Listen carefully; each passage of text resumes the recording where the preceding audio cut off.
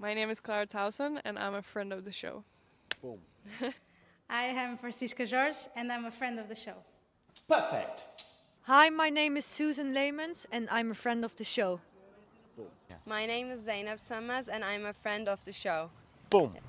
Hey guys, my name is Sasha Vickery, and I'm a friend of the show. Boom. Hi, my name is Lloyd Harris, and I'm a friend of the show. Perfect. Hi, my name is Jan Faria, and I'm a friend of the show. Boom. Yes. Take one. Well done. Hi, my name is Jasmine Paolini, and I'm a friend of the show. Wow, Jasmine, you got it in one time. Ready? Play.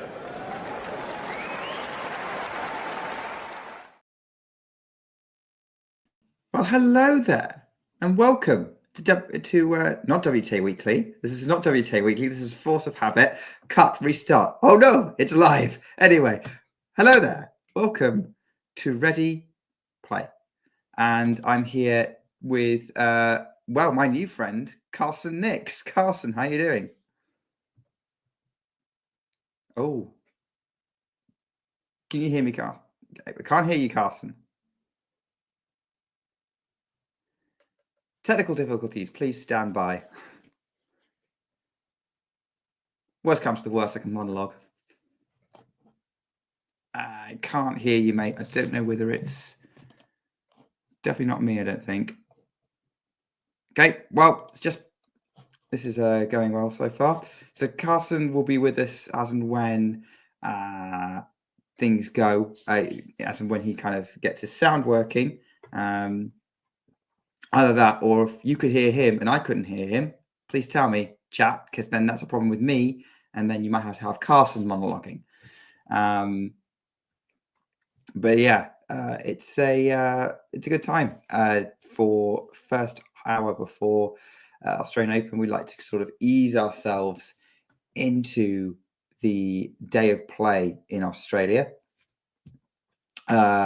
Obviously, for me, it's like nighttime. For Carson, it'll be kind of evening. Excellent, thanks, Jake. So right, Carson wasn't coming up for you guys either. So we eagerly await his return. Just give me a signal when you're ready to come back, and yeah, should be good to go. All right. Take two, testing. Hello, check. Can you hear me now? Sound check, yes, complete. We can hear you, Carson. Ground control to Major Carson. Lovely to hear from you. I'm looking forward to hearing all of your thoughts on this show. So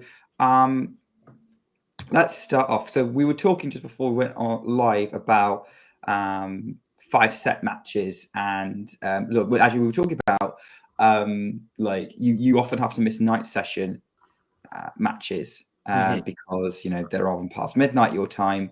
I think they start like 1 o'clock in the morning for you or something like that. So I have to ask, was the Medvedev Tien match long enough that you managed to wake up in time for the end of it? It was definitely long enough. What time did that end? It was nearly 10 a.m. my time when that ended. So I had been up for a few hours by that point already. So got to see a couple of sets before I went to work. What a long match. Can you imagine playing tennis until 3 in the morning? No, I can't. I think neither of us are professional athletes, so it would be. I mean, I'm definitely not. I can't speak for you. I'm definitely not. But not either. Playing tennis, and like I think the longest tennis match I've ever played is like 2 hours. I can't imagine going for like 4, 5, which is what they did. I listen to Australian Open radio sometimes, and whenever it hits midnight and play still going, they call it Midnight Madness. And that was basically what it was. But yeah, lucky you for being able to catch that before going to work. I enjoy doing that. That's my night session, the start of the night session. I can usually get the beginning of a match before I head off. But yeah, that's interesting. So I guess that kind of segues us into, obviously you caught the end of that match, and that was a few days ago now. But are there any classic Australian Open 5-setters that you have very fond memories of? And the one that sticks out to me initially is it was 2 or 3 years ago now, but Thanasi Kokkinakis and Andy Murray, and classic That's another late match finish. that They went to what, like 4 in the morning? 4:30, lasted nearly 5.5 hours. Absolutely insane on several levels that tennis players do that.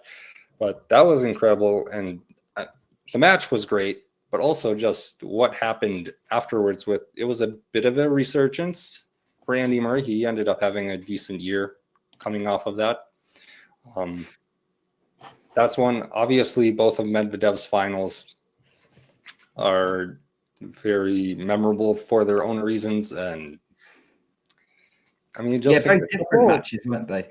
Like that Nadal one, we were like, oh, Medvedev is going to get this. This is his time. Nadal's not quite his best. Oh my gosh, Nadal's back. Mm-hmm. And then that Medvedev's in the match was, how is Medvedev? This is the most aggressive we've ever seen Medvedev playing. Can he keep this up? No, he can't. No, it was. Yeah, I remember watching that Nadal match because I set a quite early alarm for that one. But it was just like, this feels like changing of the guard. Someone from the next gen is finally breaking through. It would have been his second major title in a row. He had just won the US Open previous to that. So it was like, of him, Zverev, Tsitsipas, all of them were this next gen, and it felt like someone was finally breaking through, and then obviously did not happen. And then just this last year, the match against Sinner.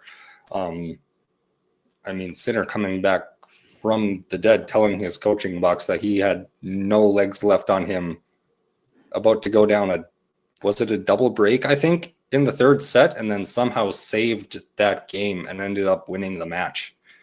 Wow. Yeah. Was that the Nadal match? Or was that the Sinner match this last year? Oh yeah. I don't remember him saying that. I don't remember that. And it's interesting. I remember it being a bit more competitive in set 3, but that was I had no idea. But yeah, obviously he did, because Medvedev's legs went as well in the end. Mm-hmm. It probably helped him out there. But I'm surprised Sinner ran out of fitness in that match. I mean, he ended up coming through, but there was, I remember him, like, I'm kind of sad they don't have the mics on the coaching boxes this year, which I didn't realize that was officially not a thing for the world feed anyway until last night. But he was looking up at his box, like, telling Darren Cahill that, like, his legs were gone and he was done. I think it was love 30 in a game, and then he ended up holding serve.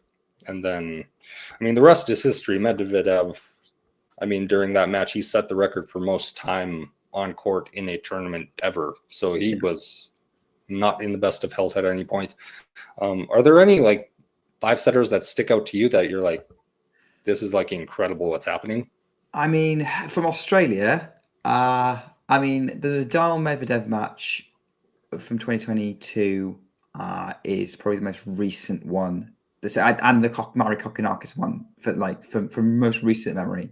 How long have you been a tennis fan, Carson? Growing up, I was always a fan of, like, Federer, Nadal, Novak. Like, I knew who they were, but I didn't really start watching tennis until it was in 2020 during COVID, which a very interesting time to become a tennis fan. Yeah. Yeah, of course. Well, no, the only reason I ask is, like, a lot of my choices are from, like, way back in the day. So I'm thinking of 2012, the Australian Open final between Djokovic and Nadal, which, if you've not gone back and watched, I mean, like, the fact that those two literally threw everything and the kitchen sink at each other for 5 hours, almost 6, to the point where they could barely stand for the trophy ceremony. and yet, you know, you're watching it and like, how are these guys like hitting the ball harder the longer the match goes on? This is incredible. So that match always sticks out to me as like one of the best tennis matches I've ever seen in my whole life. That was also the year that Djokovic had a 5-setter with Andy Murray in the semi-finals. That was significant because, fun story about that, I was actually on a driving lesson, which shows my age a little bit. So I was kind of having a driving lesson, and it was like one of my first lessons with that teacher. And I just got dropped back off at home, and my mum came to the door and like, Andy Murray's 2-1 up on Novak Djokovic. Like, and at that point, that was when the Lendl coaching thing had come in, and like suddenly there was a glimmer of hope that Murray might be breaking through. And he didn't win that match, but he made it darn close. And you know, had it not been the final being an epic, that probably would have been that match probably would be better remembered than it is now. I'm trying to remember what else. There's a couple of Leighton Hewitt matches from like, oh gosh, what year was it? He had a crazy 5-setter with David Nalbandian in the first round one year. I cannot. It might have been 2011 actually. That one. It was relative. Yeah, it was. It went 9-7 in the fifth in the first round in 2011, and those two had a bit of a history of running into each other. So I remember watching that, and again, that was when I was first getting into tennis outside of Wimbledon, and Australian Open was on like first thing in the morning for me for night sessions. So it was great to have on whilst I was kind of before kind of going to like school or whatever. So yeah, it was a fun time watching that one kind of all play out. 9-7 in the fifth. What else? Yeah, I'd say like those are the kind of ones that stand out to me from memory from like way back in the day. Oh, and Stan Wawrinka, Novak Djokovic playing 3 5-setters in consecutive years at the AO. 2013, that was Wawrinka came so close to beating him. Did beat him in 2014, and then the 15 one wasn't quite as good as the other two. But yeah, Wawrinka versus Djokovic became a sort of a mini rivalry, which I quite enjoyed in sort of my late teen years. It's interesting, some of those 5-setters that you forget just because something overshadows them later on. Like you mentioned that match in between Djokovic and Murray, and I just like remembering it's not the Australian Open, but at the US Open in 2022 when Carlos Alcaraz broke through and won the title there, like he had the back-to-back classics against Francis Tiafoe in the semifinals, Jannik Sinner in the quarterfinals. And it just gets overshadowed that in the fourth round, he played Marin Cilic in a 5-setter that didn't end until almost 3 a.m. as well. It's like he just had 3 insane matches in a row. And like we don't think about that first one because of what the next two led to. Yeah, yeah, you're right. Because like everyone, like obviously Alcaraz Sinner is that quarterfinal is still talked about in hallowed terms, and probably is still the best match they've ever played against each other. Although the Miami semi-final and the Beijing final they played the last couple of years probably run it close. And then the Tiafoe match was incredibly entertaining. But wasn't that like, didn't Alcaraz set the record for like most time spent on court at a major that Medvedev ended up breaking in that 2024 Australian Open? I don't know if he had the record. It had to be close though. Yeah, I think Alcaraz did have it, and then Medvedev broke it. And yeah, it's just interesting. You think about like how much time some of these players spend on court, and I mean Medvedev obviously broke the record last year, but then when he beat Zverev in the semifinals, to that point, Zverev had spent more time on court than Medvedev had. Yeah. It was like an hour and a half more at that point. So it's like absolutely insane.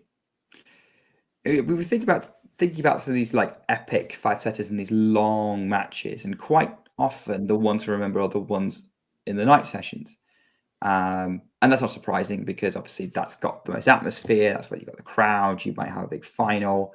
That's where you get. I'm biased because of the European audience, but like if I think about most of the epics that I remember from the Australian Open, like that we've all mentioned, they were all night session matches. But I mean, that 2012 Australian Open final ended up finishing at like gone midnight Australian time. Medvedev and Tien this year were out until 3 a.m. Murray and Kokonakis, we mentioned, were out till 4. Would you be in support of like having a cut-off time for like we can't keep playing tennis past a certain time of night? Well, Wimbledon has that rule. It does, yeah. Like, is it 11 p.m.? I believe the cutoff is 11 p.m., which has nothing to do with tennis. It's actually because it's an agreement with the local residents. Because like Wimbledon is like in a neighborhood. Like it's not like some of these other majors where it's, I mean, the Australian Open, it's in a complete sporting district. Like there's a cricket field there, soccer stadium. So it's like an entire complex, really. You can go either way on it. Like at some point, I think if you're out there, you do just want to finish it and get it over with, and then you can go to bed and sleep in. Especially with some rounds, like we've talked about some late matches that were in semifinals or finals. Yeah. It's really hard to reschedule that. That's a good point. And I mean, if you've got a final at the Australian Open, like they have their final at night. So if they're just having a cutoff time of 10 o'clock in the evening, and then it's in the middle of the fourth set, like, are you going to try to have 20,000 people come in on a Monday to watch a set and a half of tennis in the middle of the afternoon? Like that's really tough. Yeah, and that's a good point.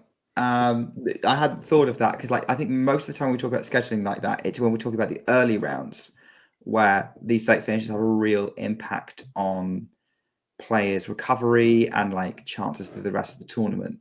Like Leonard Tien's playing today, I'm very pessimistic about him being fully fit for his match against Mute, to be honest. And so I have some concerns about player welfare playing that long. But you're right, for like scheduling and tickets and TV, semi-finals and finals would probably have to be treated differently. And that you could probably get away with going a bit longer because they're probably not going to have to play a match a couple of days later. They have that recovery time. Right. And Wimbledon I believe they've made exceptions in the past if a match is really close to finished. At the curfew time. So, I mean, it's hard to balance.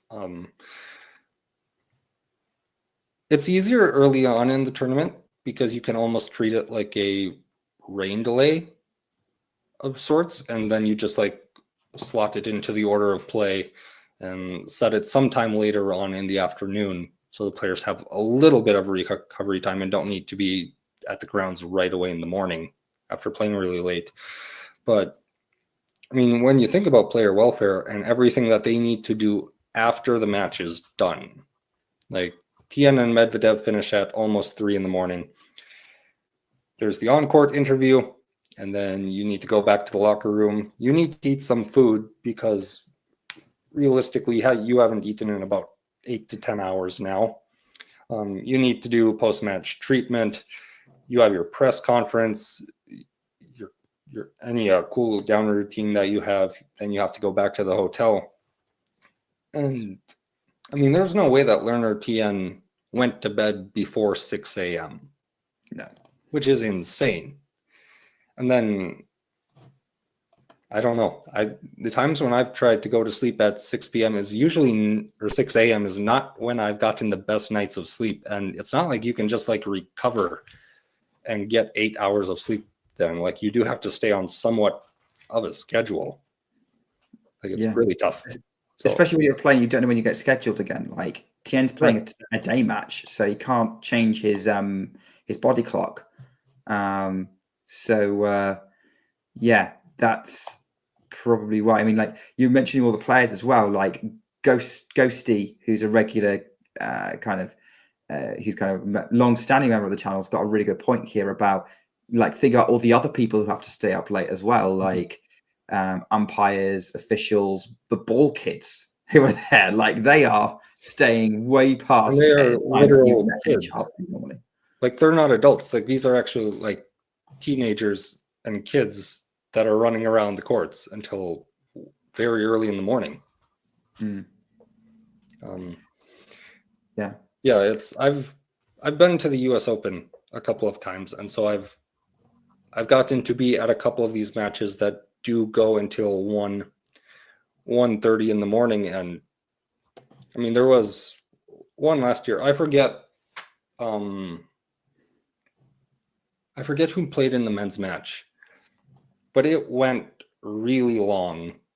And then Sabalenka was on second in the order, and she didn't get on court until it was like 1 in the morning when she started her match against, I can't remember who she was facing. But like after the match, like the stands just emptied out because like it's a work day night and people need to like go to bed. It's like traffic in New York, getting out in and out of like the tennis center in New York. It's a bit difficult as well. I'm not sure if you've ever been there. No, I haven't. Never been to the US. Yeah, I mean, traffic in New York is just bad everywhere. Like, so it's not like unusual, but it takes quite a bit of time to like get in and out of the facility. So I mean, but anyway, like the stands just like emptied out after the men's match, and you have this Arthur Ashe Stadium seats like over 20,000. There were maybe 4,000 or 5,000 of us left, which is still a decent amount of people. But in a place that big, it can feel dead if no one's in there. And you can see that happening in the Rod Laver Arena as well, or Margaret Court Arena when it goes super long as well. Like the people who are just like, no, I'm sticking this out. I'm going to risk it, and see how it goes. But you have to be really hardy spectator and pretty confident you can get home or whatever. So, and you're right with the scheduling as well. Like Sabalenka starting super late, and I think that's half the problem as well with some of the matches we talked about. Like Medvedev Tien didn't start until 9-10 p.m. Australian time. So that was always set up to potentially go stupidly long as well. And I think starting matches that late, I can't think of. I mean, okay, we wouldn't do this in the UK, so I'm going to say that feel free to correct me if I'm wrong about the US, but I can't think of any other sporting event that is scheduled to start at 9 or 10 p.m. Maybe boxing, but that's it.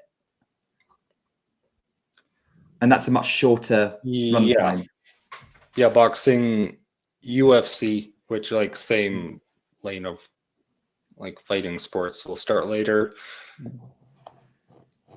Sometimes, like just depending on time zones and broadcasting agreements, like there would be college football or college basketball matches that wouldn't start until 9. But there's nothing else that we would start at like 10:30 p.m. Unless there was like a massive weather delay that took several hours, which even that's like a little bit different scenario. Like weather is one thing, it's like, how do you deal with matches that just go very long? I don't have a great answer for it. Especially when fundamentally, if you change too much about the matches in the format, it kind of changes the nature of the sport. So that opens up a whole different avenue. Before we kind of go on to, and I think this is going to bring us on to our more wider points about scheduling. I appreciate this comment came in like 7 minutes ago, but for those who maybe don't know you as well, like Ghosty, clearly you haven't been watching Ready Play. I think Carson, you've been on Ready Play mainly. This is your second time on the channel? This is third time. Third time. Yeah, I'm newer though. At this point. Yeah, this is the only like part of the show I've been on. So. Okay, so do you want to give Ghosty a bit of a rundown of who you are? Well, my name is Carson. If you haven't picked that up, I think someone mentioned it in the comments as well. So Yeah, you Jake probably mentioned know it, that yeah. information already. But I live in the United States. If you couldn't tell from my accent, a little bit different than some of the other people that have been on here. Yeah, I kind of liked tennis all of my life. It was a cool sport. Obviously, I knew about like the great players, Federer, Novak, Nadal, Serena is a big, massive hit here, obviously, and then started following it 4.5 years ago, 5 years ago. It just like the sport, and it's, I mean, frankly, a little bit easier to find one other person to go play tennis than it is to find 15 people to go play soccer or football, as the rest of the world calls it. But yeah, so it was yes, North American. So yes, another question in comments. Yes, I'm from the United States. Yeah, United States. The time zone that's 6 hours behind me, not 5 hours behind me, is kind of how I treat it. So an hour off New York time. Let's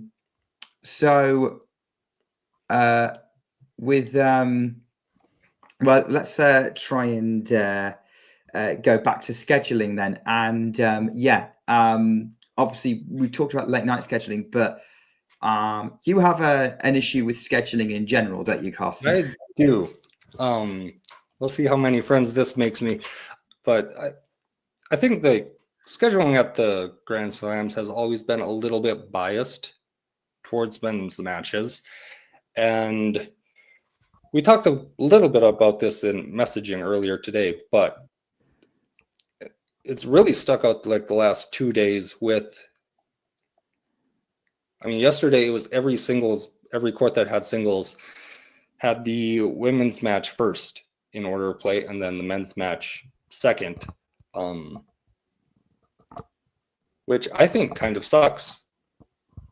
Like, if you're a fan of either tour, it's really hard. And I mean, yesterday we got some incredible matches in the women's draw to open up the day. It was Pavlyuchenkova and Siegman went on first, and that was a relatively quick match and relatively straightforward.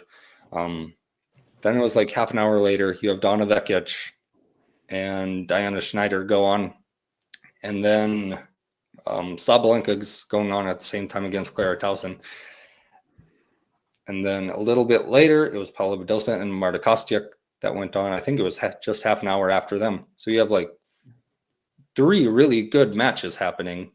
And I mean, I only have one screen, so can only watch one of them at a time. But then in like compounds, because all of the men's matches are also scheduled at the exact same time, which we have seen be a bit of a problem earlier on in the tournament as well. You'd have Novak and Carlos Alcaraz and Nick Kyrgios all playing at the exact same time. So I understand, like, especially early on in the tournament, there's just many, many matches that have to get played.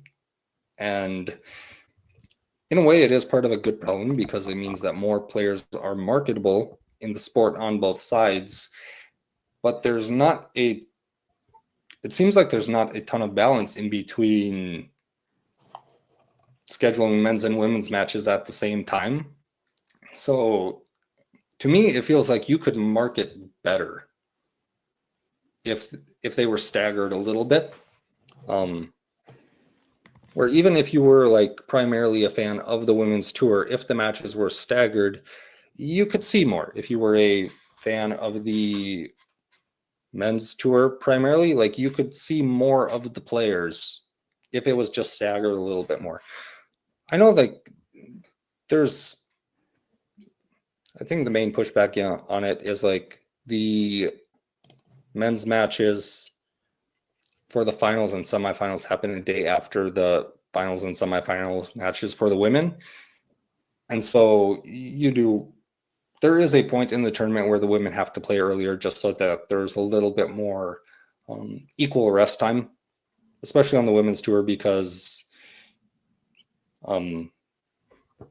Just like they're the ones that have to play back-to-back days later on in the tournament in order to make the schedule work. So I saw this question from Ghost about staggering. So essentially what happened is Pavlyuchenkova's match went on at, I'll just use my local times, but it was like 6 p.m. And then Sabalenka's match, Schneider's match, was at 6:30, and Badosa Kostyuk was at 7 o'clock. So all of them were happening at the same time. So essentially, I will jump in there and say Badosa Kostyuk started because Pavlyuchenkova's match was less than an hour, and they were right after them on that same court.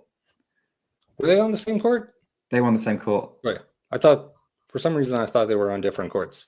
So that happened, and then there was Mira Andreeva's match also that started quite quickly. So essentially, like staggering, just like essentially flipping the order of the men's and women's matches on a couple of them. So, I mean, I've got the schedule here. So, like if Sabalenka is starting on Rod Laver Arena, instead of having Bekic and Snyder start right away on Margaret Court, you would have had Zverev and Jacob Fernley start and be the first match on that court instead of the women's match. That's essentially what I mean by staggering. Yeah.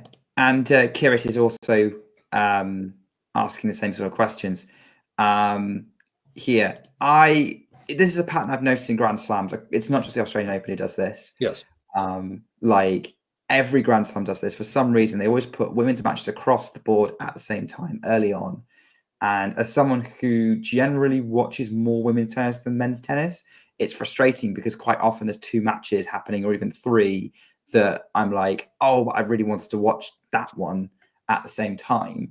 And you're right. I think you staggering them kind of gives everyone an even chance of seeing both sides of the game a bit more and not prioritizing. I think Wimbledon on its main courts does get it right on its show courts, but even on the grounds, it's still like women's matches across the board more or less to start. It's a bugbear of mine too for the same reason, and no one's really given me an adequate explanation of why they do it like that, other than maybe the women don't want to start later in case they're after a long 5-setter, but that doesn't make an awful lot of sense because that could happen at any point during the day. I completely agree with you about the nature of that scheduling. It doesn't make a lot of sense to put all of the same kind of things on at the same time to us, but if someone from a Grand Slam or a tournament that has both tours coming wants to come on and talk about it, I'd be really fascinated. I mean, one of the things that I like to I will say that one of the things I like to challenge myself to do sometimes I used to do this, I don't do this so much anymore, is like if I was scheduling the matches, what would I pick? Like which how would I schedule it? And I feel quite sorry for the organizers actually, because then it's like, okay, well, where do you schedule these ones? Like making that decision is actually really hard, especially when you've got TV in your ear saying we want them at this time, and you've got the players also saying we want to play at this time. I was literally just going to bring that up. Like those are factors, and I mean that's why Americans typically play the day session at Australia, or the higher seeded Americans anyway, because that's prime time here in the US. And so it's easy to just put that on ESPN right at 7 p.m. in New York. And you've got Taylor Fritz. Yeah, he's playing first in the day on Australia, and it's going to be quite warm there by the time he's done. And I mean, eventually he needs to play a night session at some point. The semifinals and finals are at that time of the day. And then you've got players who they only want to play in the day. Iga Swiatek. Like she's someone who, if she can play during the day, she is always going to request the day match, which I mean could bring us into just talking about the schedule for today a little bit. I think that's definitely worth talking about, because I don't know if you saw Last Ball Drops with James and Mario. But James went on a rant nearer the end about the schedule because they did a little bit of a preview of today. And yeah, to him, the way they've scheduled Rod Laver Arena didn't make sense. I mean, if I had the clip, I would play it. But essentially, he was like, why have you put Iga Swiatek and Emma Raducanu on first on Rod Laver Arena when most Europeans can't watch it? And that's going to be a match that a lot of Europeans will want to see. And then the Keys Collins match on second on a night session, which Americans might just about wake up for if Sinner, because they're after Sinner and Giron. Is he playing? Yes. Giron? Sinner Giron, which best case scenario that takes 2 hours. That's going to be 10 a.m. my time, which would be 4 a.m. yours. So that match between Collins and Keys, which I think is going to be one of the best matches of the day, and I think should attract a lot of interest, that's just not going to get the American audience that ideally should be watching it. So that doesn't make sense to me either. And so I share a lot of his feelings. The only caveat I will put on it is I'm wondering whether the decision was made with an Australian audience in mind, particularly ticket holders, because it's a Saturday. And I do notice that Grand Slam scheduling on a weekend tends to put the bigger name matches on during the day. So that to maximize the people in the stadium, like who are going to pay for tickets to watch these big matches, but also maybe they don't want to schedule it head to head with other things that might be happening on a Saturday night. So that's the only explanation I can come up with that would make sense to me and is mitigating enough circumstances, and I can understand the decision. Yeah, I mean, certainly they make decisions with the local audience in mind as well. My understanding anyway is that in this dance in between who gets scheduled where with the players, what the broadcasters want, what the tournament wants, is that the tournament does get final say. That's my understanding. I could be completely wrong. No, they do. It's their choice. They run it. So, I mean, sometimes there's outside pressure though. And obviously, like, everyone's trying to work together to put a great product out for everyone. But yeah, it's a Saturday in Australia. Probably easier to sell tickets during a night session as well. I mean, Sunday's a relatively chill day for most people, I feel like that's the weekend. So Saturday night, you can put like big names on, and there's still plenty of big names, but I mean, that was my original reaction to seeing Alex de Minaur playing the day session on Rod Laver instead of playing at night. And yeah, it was just like that thought. It's probably easier to sell the night session with Sinner on it and then just have a full sellout during the day session with de Minaur.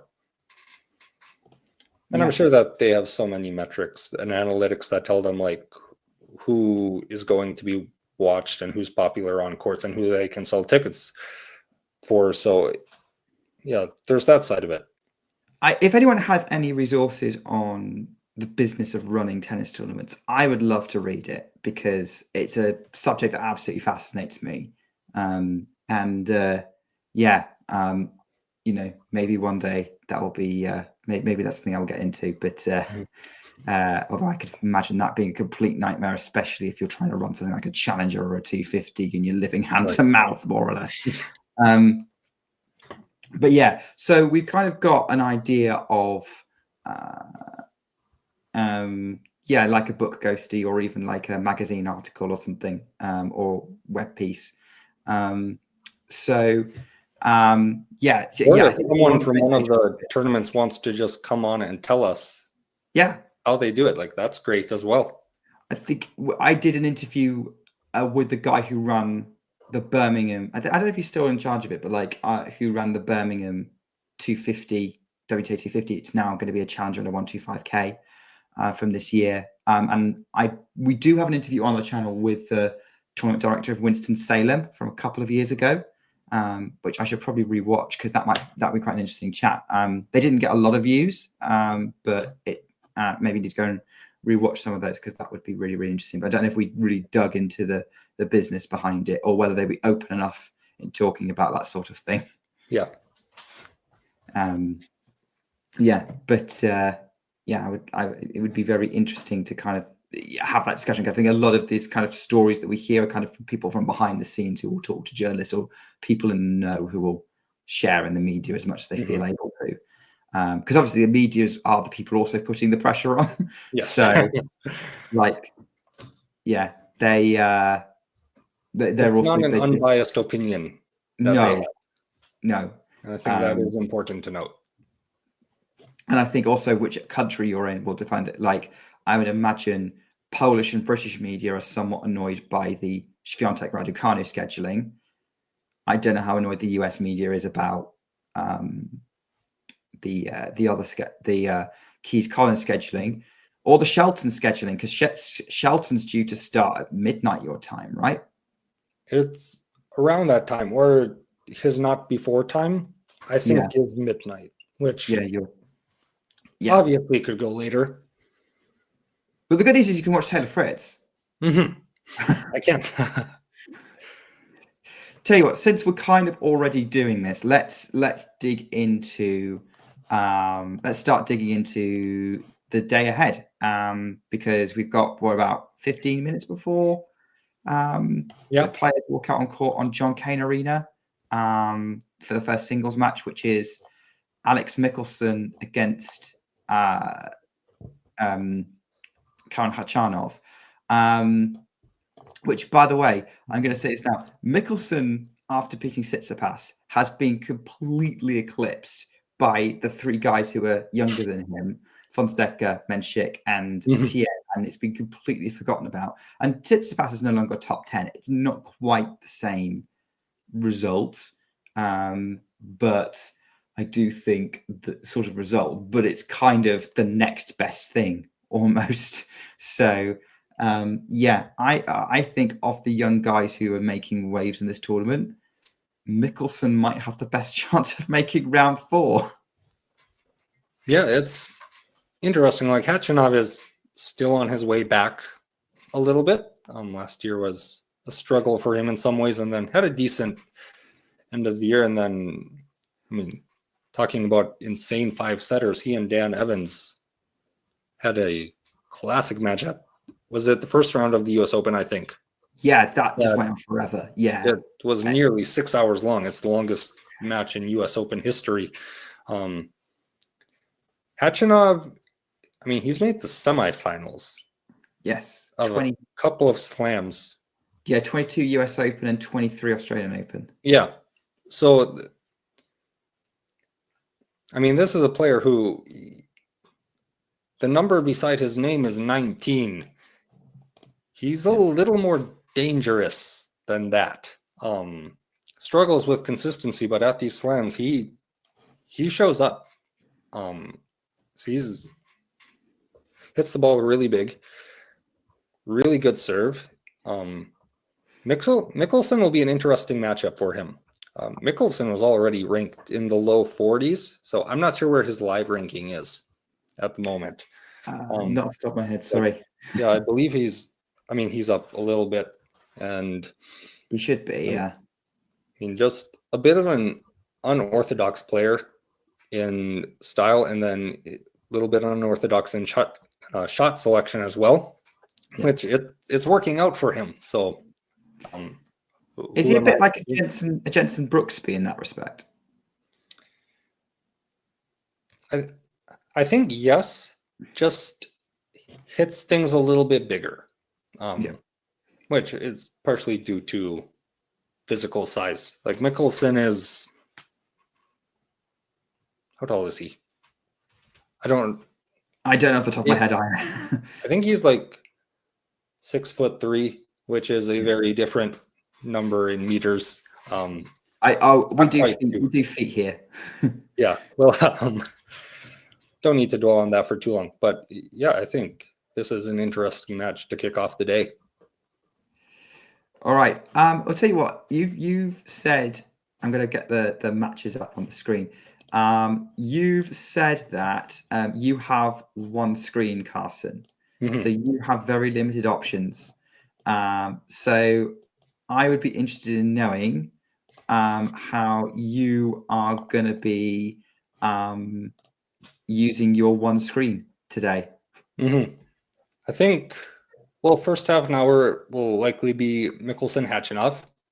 Yeah, because that's the singles match on.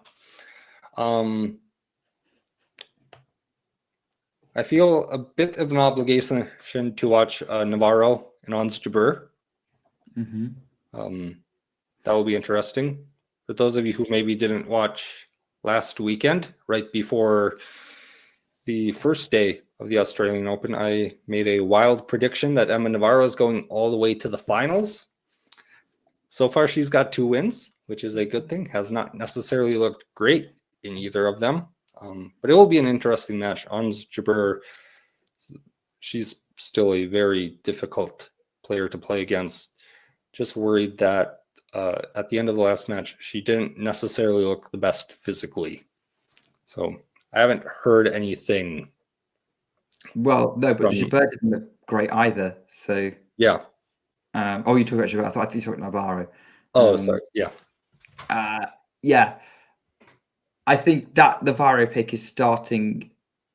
I give it. Look, I currently look more foolish than you because I predicted Stearns to knock out Navarro first round. I have a feeling we're both going to be wrong, but yeah.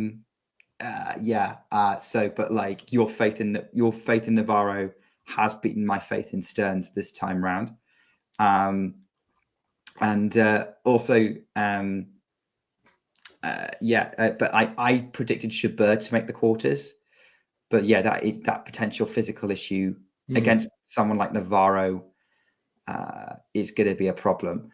And by the way, this scheduling is exactly what we were talking about earlier. Because, okay, say I was going to be in a kind of a complete fool and not sleep, or I was on Australian time. I would be so annoyed that I had to choose between Swiatek-Raducanu, Navarro Jabeur, Rybakina Yastremska, and Putintseva Kasatkina potentially all at the same time. Okay, maybe Putintseva Kasatkina, like their second matches are going to depend on, like Rybakina Yastremska is going to depend on like Mickelson, Khachanov, and how long that takes, and Putintseva Kasatkina is after a doubles match. But even so, like Navarro Jabeur and Raducanu Swiatek are 2 matches that I would love to watch. And yes.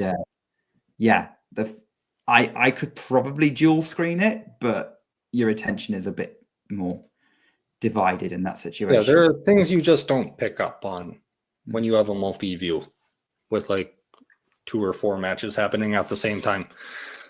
So yeah, there's you haven't seen my Wimbledon setup when I usually take 2 weeks off work for Wimbledon, and during the first round, I have 7 screens going. I love that. That's amazing. But yes, this scheduling thing on Rod Laver and Market Court that you're seeing on the screen right now, that's like exactly what I was talking about. You've got 2 women's matches at the same time, and then 2 men's matches that they have different not before times, so they could start at different times, but like they'll be happening at the same time. Yeah, they will. Yeah, and that's really, really frustrating. So, okay, so you're going to go with Navarro Jabeur first, and then what's your second pick? Is it going to be Fritz Monfils? That might be. I mean, it's the most natural one. Your other option would probably be Rybakina Yastremska or Putintseva Kasatkina. Which, I mean, watching Rybakina and Yastremska try to hit the ball at 500 miles per hour sounds pretty fun, to be fair. Yeah, I'd be up for that. Yeah, that sounds like a fun match. I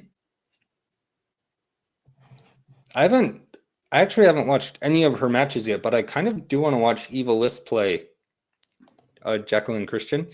So Eva List, she was a lucky loser who entered the main draw when Anna Kalinskaya had to withdraw due to an injury. So Eva List found out that she was playing her match. It was 10 to 15 minutes before the match began. So she had no warm-up at all. and then walked out on court. And now has won 2 matches in a row. Yeah. Harriet Dart had a similar situation as well. And she got to the second round and pushed Jana Vekic. But yeah, Eva Lise has gone that step further, and now she's in a pretty open section of the draw. I haven't seen Lise play this tournament. I watched her play Stuttgart a year or two ago. She got a wild card in, and I can't remember who she beat in her opening round, but it was a really good win. It was ground out, and then she was crushed by Swiatek. But who she could potentially play in the next round. Yes, because that's is that right? Yes, that's right. Yeah, at least Christiana is who's going to play Swiatek or Raducanu in round 4. So you're tempted by that match. Okay, I'm liking your taste here, Carson. It's I think I do have a bit of a lean towards the WTA. It feels like there's a bit more variety in it right now than maybe in the men's game right now. That is my exact read.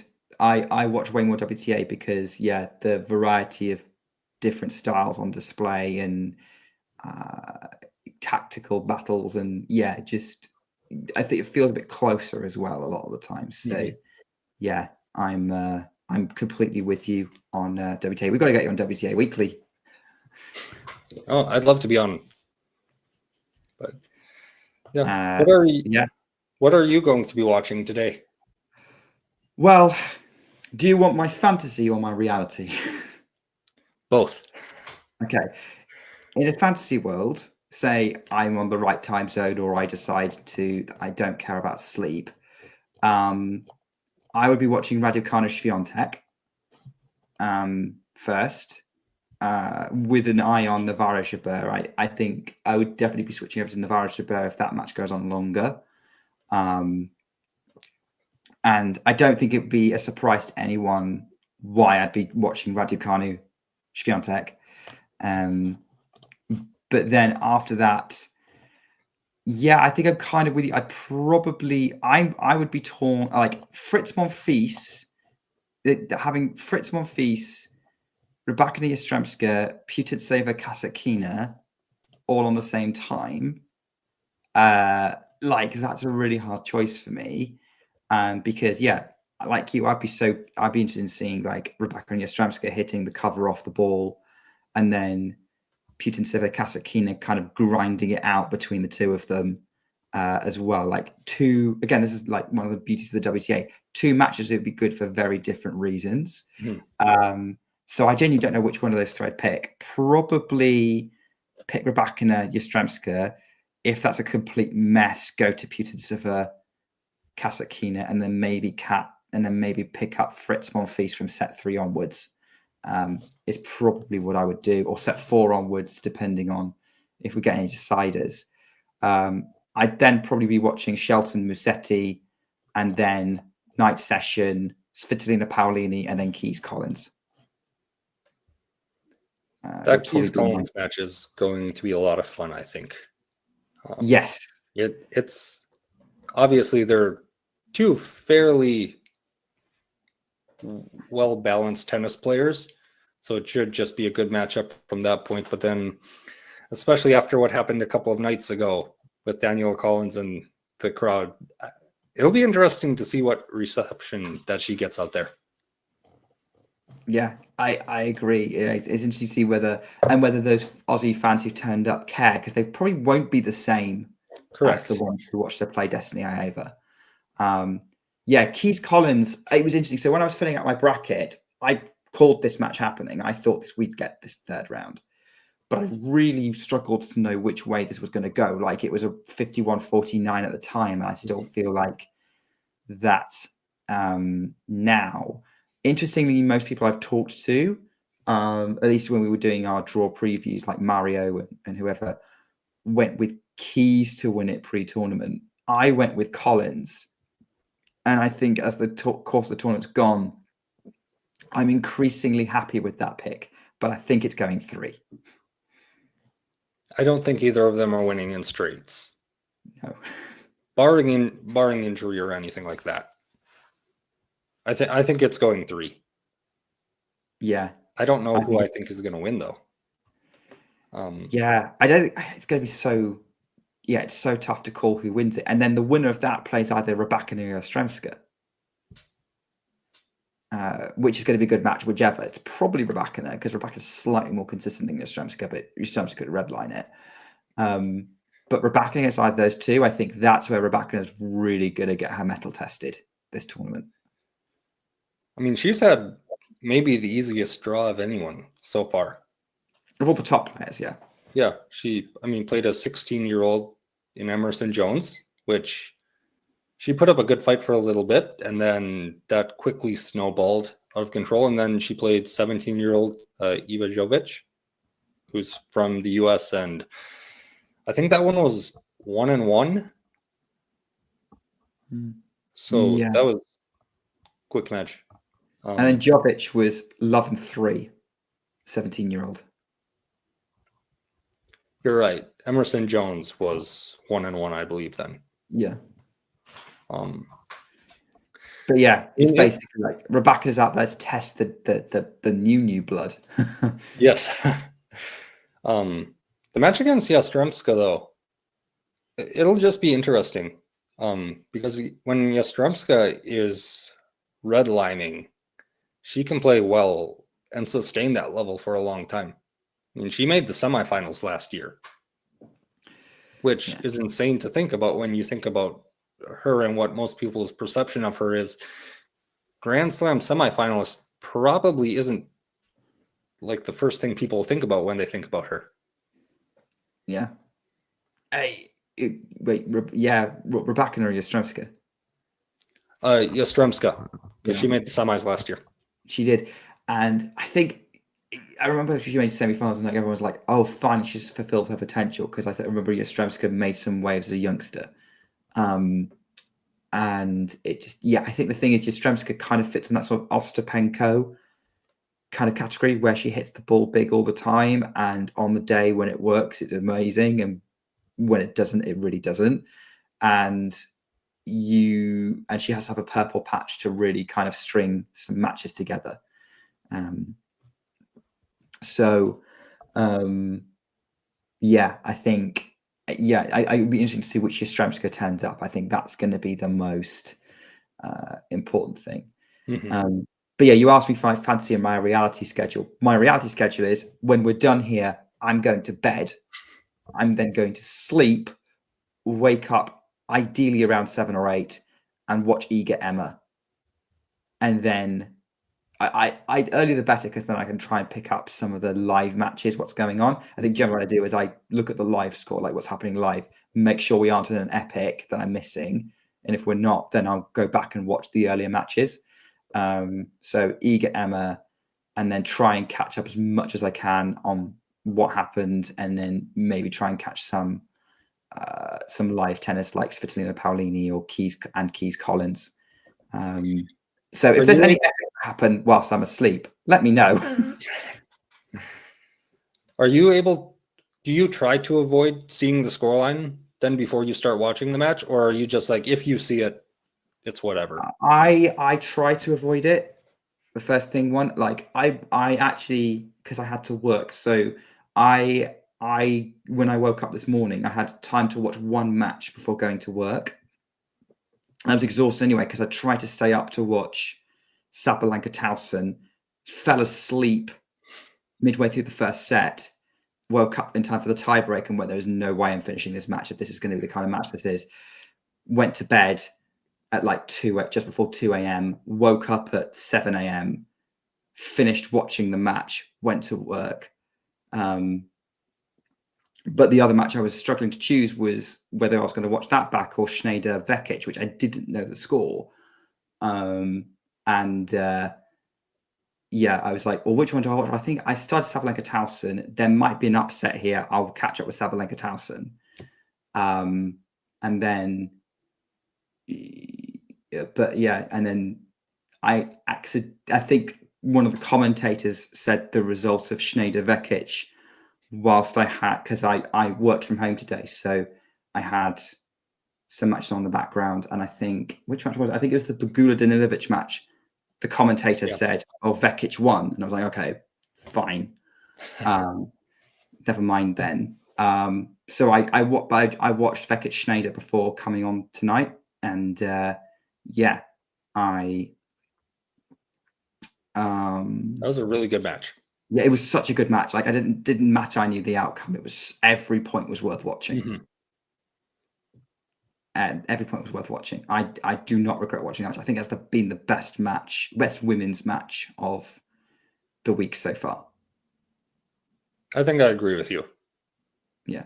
Navarro Stearns is close, but I think this had more sustained quality through it. But we'll see. Let's see what happens today. Mm-hmm. I can see Jake in particular and quite a lot of the chat really want us to do an Iga Emma preview. And they start in like half an hour. And I know we want to go you want to go watch Hutchinson Mickelson. So we'll wrap up in with the length of introductions, we've realistically got a few minutes still before they actually begin. So okay. So the chat, let's give the people what they want. We're all family here on Talking Tennis, and family listens to each other. So let's talk about Iga and Emma, because that is where I'm getting a lot of questions on, and I know a lot of them are directed at me, but I've talked enough in the last couple of minutes. So Carson, I'm going to let you have your take on how you see this Iga Emma match going. All right. So Jake was asking if Raducanu is the profile player that can legitimately beat Iga. So Nick, obviously you can answer this one as well. Like, I don't need to say everything about this, but I think Iga obviously has a massive advantage. She's definitely going to be the favorite, and if you just stack them up, especially in the day in Australia, it's probably advantage for Iga. Just because the way she hits her, like the shape of her shots and what she does with her spin rate, it's just going to spiral through the back of the court once the ball hits the ground. And that amount of spin can be quite difficult to control for anyone under the best of circumstances. Emma Raducanu, if she's going to win, I feel like she needs to play the match of her life. Like, yeah, I looked at the head earlier. I don't remember what it is. Is it? It's 2-0. 2-0 or 3-0, but like I had it was 2-0, but both those matches were at Stuttgart on indoor clay. Mm-hmm. So very different conditions. Not very comparable. Yeah, I remember that now. Both were Stuttgart. The last time, so they played last year in Stuttgart, and in the first set, Emma did force a tiebreak. And then I think I saw that she scored like 2 points in the tiebreak, so maybe didn't play particularly well in that tiebreak. But I mean, if you can make it 6-6 towards the end of the set and force a tiebreak, like, tiebreaks it's just a little bit of a different animal from a normal like portion of a tennis match. Like, it's a lot of nerves.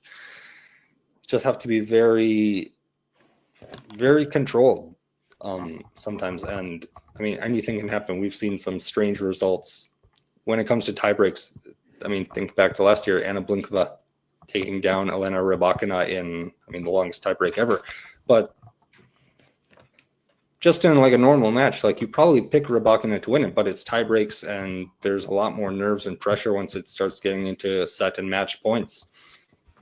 Like, that matters as well. And then I think Jake also asked, like, does it matter being on a semi-fast hard court? I feel like neither of them are necessarily prefer super fast conditions. You could I think correct me. Emma does. Emma's slightly stronger. I think Emma likes faster courts. I do think she's better at them. I mean, also, like, I believe it's going to be quite warm today in Melbourne. So I can't remember the exact temperature, but like I remember seeing where like we're going into a string of days here where it's going to be pretty hot and sunny. Yeah, so it that might be a slight advantage to Emma. But maybe, although as Sean is saying, like I've seen it, Pegula and Sabalenka have said that Rod Laver Arena is playing a lot slower than it has in recent years. Which is interesting because it's not necessarily what we heard before the tournament. Like I was hearing anyway that it was playing quite fast again. Yeah, Pegula said in her post-match press conference that it was playing like clay and she lost to Djokovic. Slight exaggeration, but yeah, I think she was exaggerating given she just lost a match and played quite kind of poorly in that second set as well. So maybe. But Djokovic likes slow courts. She is more of a clay court player. She is. I mean, her best result is at Roland Garros last year. So, I mean, it helps her out. Yeah. What do you think about this match? Yeah, Sabalenka's also not exactly been hitting people off the court in the same way. I agree with what you're saying. I think here's what I was saying. The Iga Emma matches we've seen before,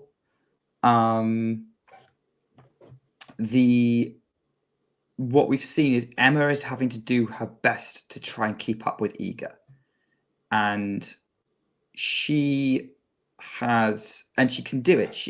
I still think that Raducanu has a really strong game, and on her day beats most people. But then it's kind of like, well, how does she match up with the very, very best? She can push them, but can she beat them? And the answer is she'd need them to have an off day, really, or not be at their best or close to their best. Swiatek generally likes players like Raducanu's strengths are all around redirecting the ball and grinding out rallies, and opening up the court to find a space to hit a winner if she can, or at least put the ball in an awkward place to force an error. Swiatek and her strengths completely a match for that. Iga's so fast, she can pretty much get to wherever Emma's going to place the ball. She is more than happy to grind out rallies with people, and the top spin makes it a complete nightmare for her opponent to keep that going, especially with the depth and pace that comes at you and the intensity that Iga brings. I think also that with Swiatek and this, I think she only really gets troubled when someone tries to go toe to toe with her. If Emma comes out and she comes out swinging, different story. But we've seen what happens with Emma. Like, she's still a little bit rusty. She's been very fortunate to have played two quite streaky players coming through, and she's dealt with that situation quite well. Really, really well, and that's why she's won those matches. She is an amazing match player when she's fully fit and fully engaged. Iga Swiatek is going to be a very, very different prospect. I could see Emma keeping it to one break per set. I could even see Emma forcing a tie break again. I think Iga Swiatek would be having to have an off day for Emma Raducanu to be winning sets. To be honest, which is not impossible. We know Iga can dip when she needs to switch gears mid-tournament. We've seen that multiple times. So I'm not going to say Emma Raducanu is categorically not winning this match. I think she's got I think someone said 85-15 in favor of Iga. I would agree with that. I can't remember who said that in the chat. I would agree with that assessment, and I would say that Iga Swiatek might have to tough out a straight sets win, but that's what I'm kind of expecting to see. Yeah, I think would probably agree and say the same. Maybe like a match that finishes like 6-3, 6-4. Yeah, or something like that. I mean, Emma can always shock us. I was kind of down on her throughout this entire thing. I want to make clear I'm not like one of those people where it's like I like think that Emma is a terrible player or anything, or that she didn't like deserve to win the US Open because she didn't face any seeded players. Like, I think she's very good when she's at her best level. I think that this is going to be a troublesome match for her, though. Yeah. By the way, Schwarner, to answer, funny enough, I actually did political science degree. So I didn't go down that route because I realized that I didn't want to be that kind of person. So yeah, that's probably one of the reasons why I sound the way that I do. All right, I think we're going to wrap up because Mickelson and Khachanov should be up and running, and that Raducanu-Swiatek match should be starting in about half an hour.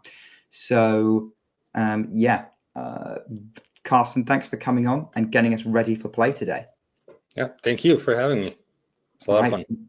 Yeah, it's always fun doing these shows. So yeah, keep it on the channel. I think we are going to be doing a live stream for Swiatek versus Raducanu starting in a few minutes. So join. I would expect to be Damien because that man does not sleep. For that one, and see whether what I've predicted goes. You know, I do have not the best track record with the predictions, so sorry guys.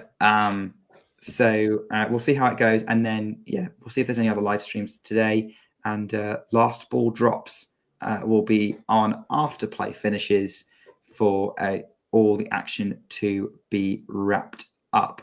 So thanks everyone for watching.